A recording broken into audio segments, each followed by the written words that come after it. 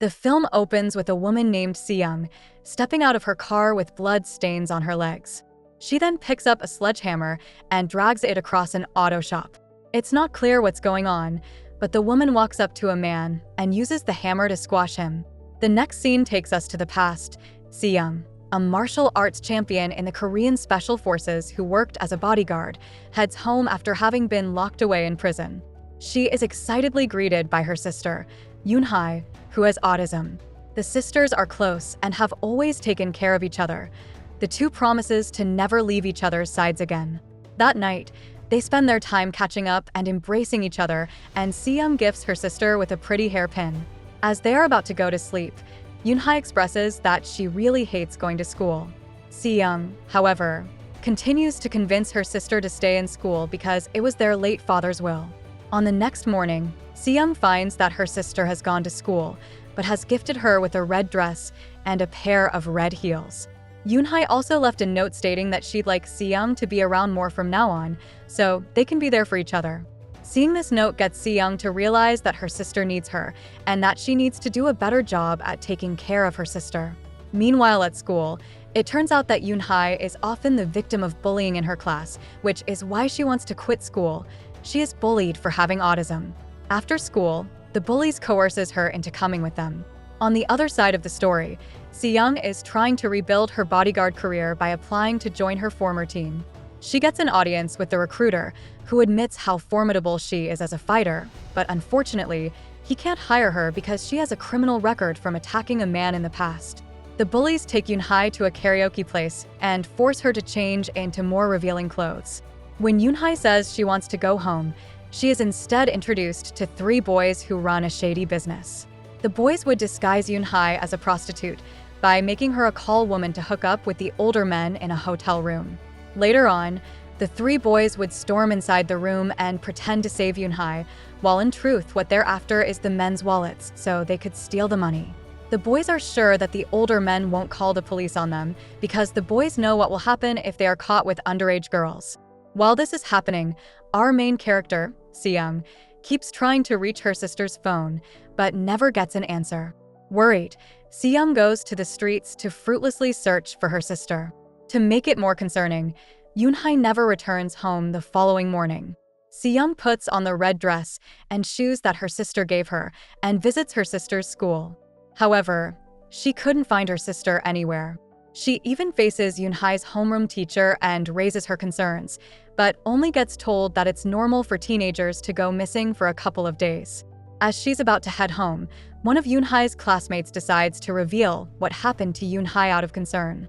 Here Seyoung gets shown a video wherein Yoon-hae gets her clothes forcibly taken off by the school bullies.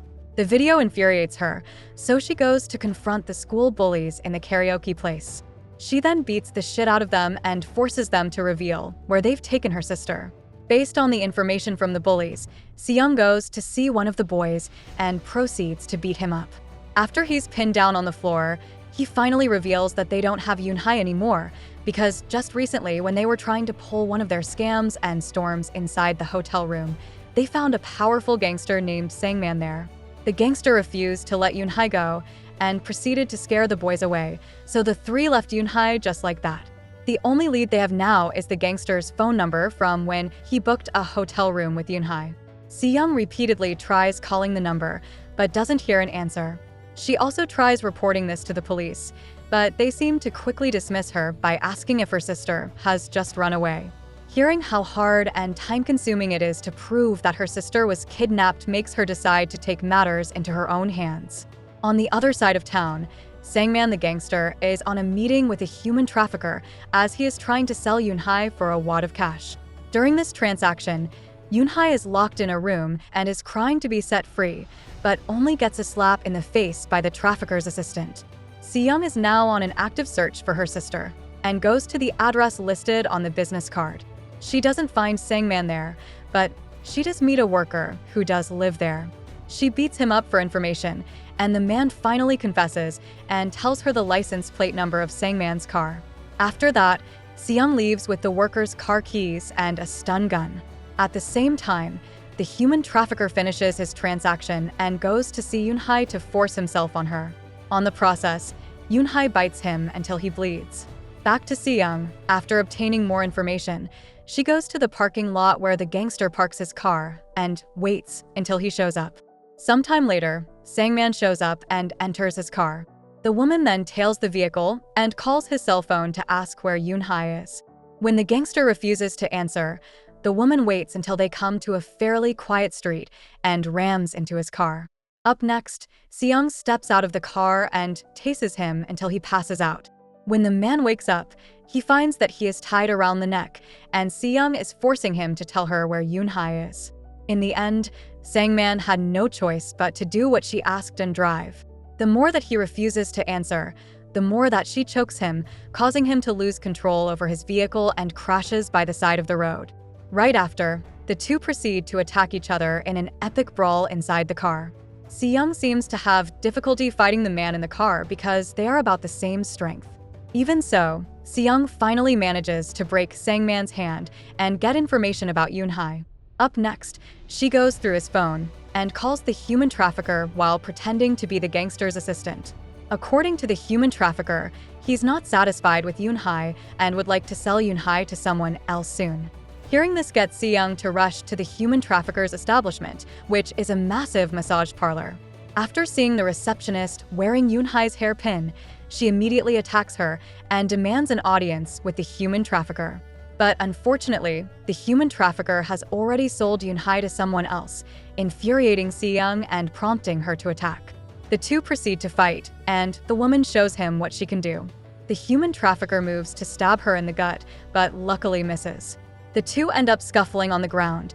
She chokes him with her thighs until he gives up and reveals who he sold Yoon-hae to. Here the assistant reveals that Yoon-hae had called her home before being taken away. But because no one picks up, Yoon-hae finally calls someone else in a mini-market to get help. However, they decide to sold her to a client with the codename Lucky Supermarket, and a man in a suit came to pick her up. After getting the phone number of Lucky Supermarket, Seyoung immediately traces the location and rushes there. At the same time, Yoon-hae is inside the car, getting driven by a man in the suit, who henceforth we shall refer to as Suits. On the way, Suits stops to pick up some food at a gas station, thinking that Yoon-hae is sleeping. Yoon-hae then quickly takes the opportunity to escape and climbs inside a public bus. Unfortunately, as the bus starts going, Suits stops it and demands to be let inside. He announces that Yoon-hae is his mentally ill sister and successfully drags her out of the bus. She begs for him to let her go, but despite feeling sorry for her, he still shoves her inside the car and takes her away. Back to Seyoung, she's back on the road when the gangster starts yelling at her from inside the trunk, demanding to be let go. Sick of his cries, she exits the car to ask him some more questions before crushing the gangster's hand. She then proceeds to thrash the car around until the trunk door opens and he falls out. Afterwards, she drives away, leaving him alone. Suits and Yoon-hae have now arrived at a dilapidated building as ordered by Suits' boss, a famous councilman named Park. Here it is revealed that holding Yoon-hae hostage is not random after all. As it turns out, Councilman Park has unfinished business with Seyoung and is kidnapping her sister to lure Seyoung to come.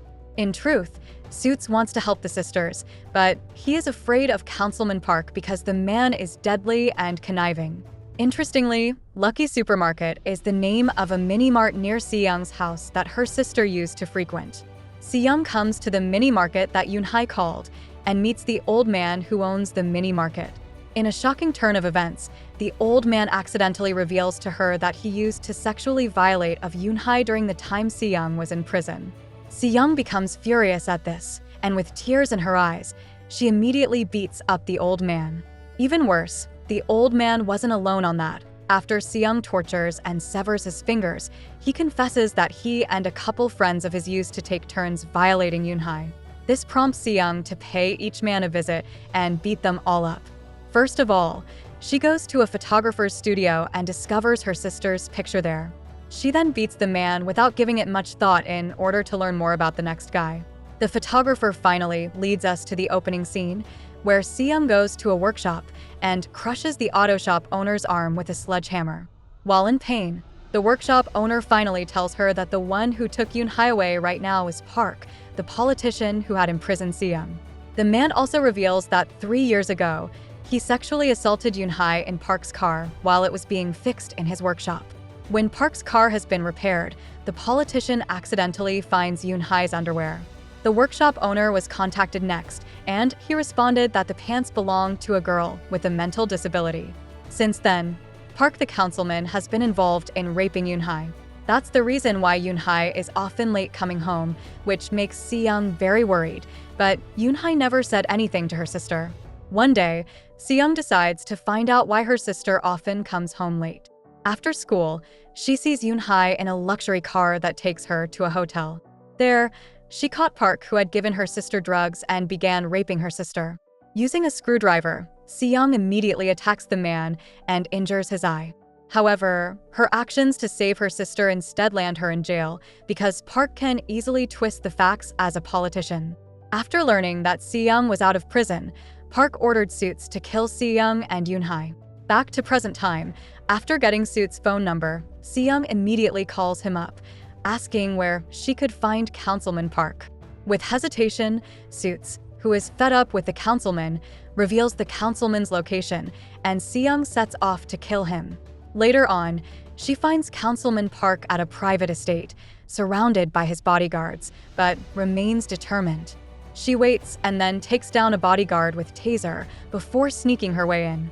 When the woman does locate Park, she holds a gun to his face and orders him to tell her where Yoon-hae is. But unfortunately, the councilman summons his bodyguards, forcing Si-young to fight all of them while he escapes with his car. It takes the martial arts champion some time and a bit of luck to beat all of the guards. After defeating all the guards, she climbs back inside her car and catches up to the Councilman Park. She rams her car against his amidst all the traffic and eventually picking up a gun to shoot him when they're adjacent with each other. The woman successfully hits him in the shoulder, but he still manages to escape. In his fury, the councilman calls Suits and asks him to force Yoon-hae to consume as much coke as possible, even if it kills her. Moreover, he also asks Suits to gather all of his henchmen to kill Si-young. But because Suits feels sorry for the girl, he calls Si-young and finally decides to reveal Yoon-hae and his location. However, as Si-young arrives, she gets ambushed, and later on, we see Suits tied up and bloody because the councilman found out that he was trying to help the sisters. Feeling betrayed, the councilman stabs Suits in the neck, effectively killing him. On the other side of the story, we learn that Si-young survives the ambush and is cleaning herself up in a public restroom. She then proceeds to get ready for a fight to get her sister back. Meanwhile, the councilman fixes his fake eye while he waits for Si-young to come for him. Later, just as they are about to bury Suits' body, Si-young makes her entrance by ramming into the councilman and his henchmen with her car. They smash her windows, forcing her to climb out, and proceed to try and attack her. Due to the fact that she is a skilled fighter, she is able to take them out one by one. At this point, the councilman has retreated inside, where Yoon-hae is. Si-young keeps up the fight with Park's henchmen to the point where she is overpowered by them. Park proudly displays Yoon-hae by the window for her sister to see, while Si-young eventually grows exhausted and falls to the ground. One of the henchmen then drags Si-young up and prepares to slit her throat, but she snatches the knife away and returns to fighting them all. The gang appears to be too confident, which led to their defeat, and Si-young manages to walk away in victory. Beaten and bruised, she heads inside and sees her sister barely conscious on the couch, right when the councilman attacks her from behind. He beats her, shoves her against the wall, and manages to stab her in the gut. But with what's left of her fighting spirit, she pins him to the ground and beats him to death. Now that they're safe, she moves towards her sister, and the two share a loving embrace before heading home. On the way, Si-young keeps on clutching her bloody gut and tries to fight against the pain because no matter what, she needs to get her sister home safe. If you enjoyed this video, please give it a thumbs up and don't forget to subscribe us for more recaps. Your support means a lot to us.